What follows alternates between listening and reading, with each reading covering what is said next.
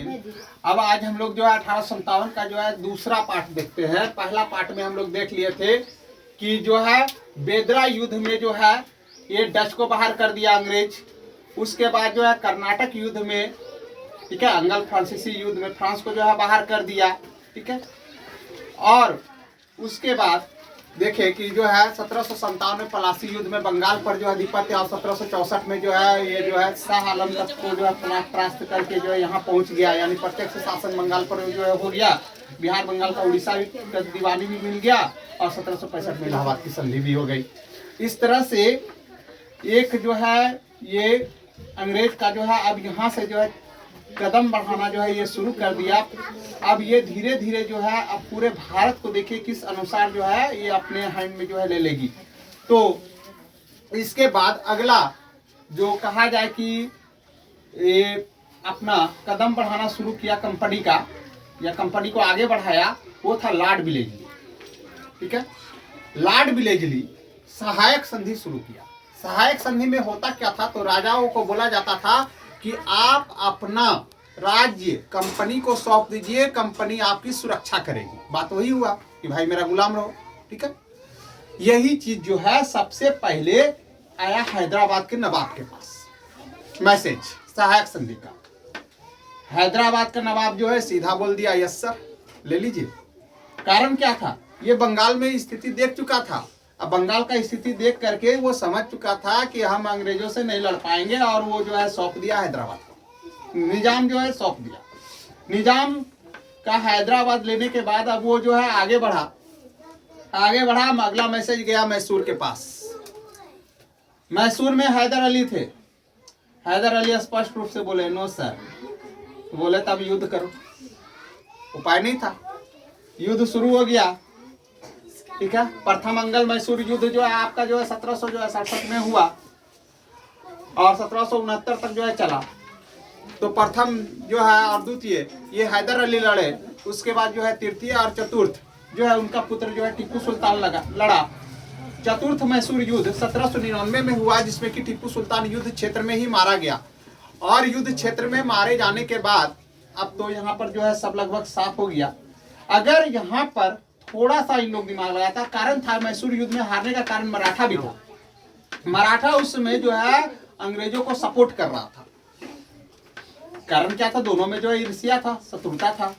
मराठा और जो है मैसूर दोनों आप पड़ोसी थे और दोनों में ईर्ष्या था, पड़ोसी पड़ोसी में से भी जलन होता।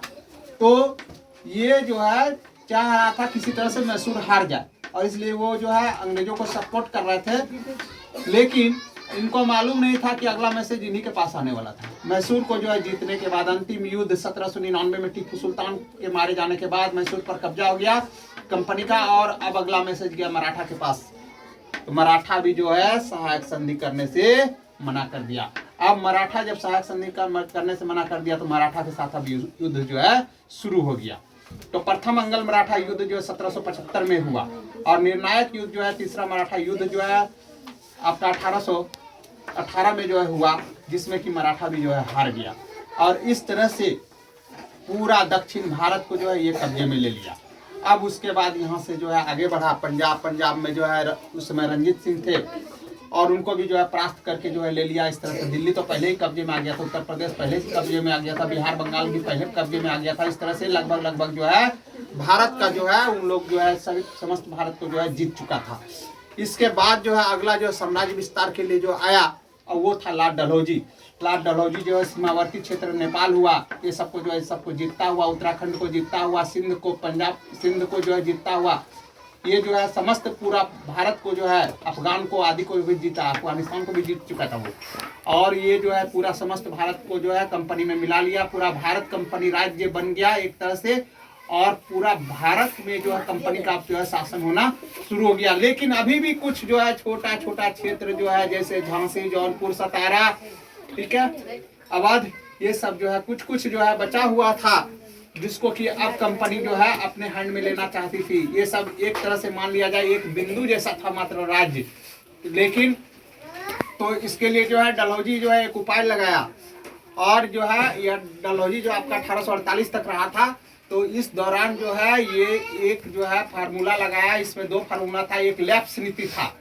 लैप्स नीति में जो है वो बोला कि जिस राजा का अगर संतान नहीं है तो उसका राज्य को कंपनी में मिला लिया जाएगा। दूसरा था आपका कि अगर कोई राजा पर कुशासन का आरोप लगा करके उसका राज्य को हड़प लिया जा सकता था। इस तरह से झांसी को हड़प लिया गया, ठीक है, अवध को हड़प लिया गया कुशासन का आरोप लगा करके। झांसी को लैप्स नीति के तहत कार्य किया था, तो दामोदर राव जो है गोद लिए हुए थे, इसलिए जो है उनको भी जो है हटा दिया गया।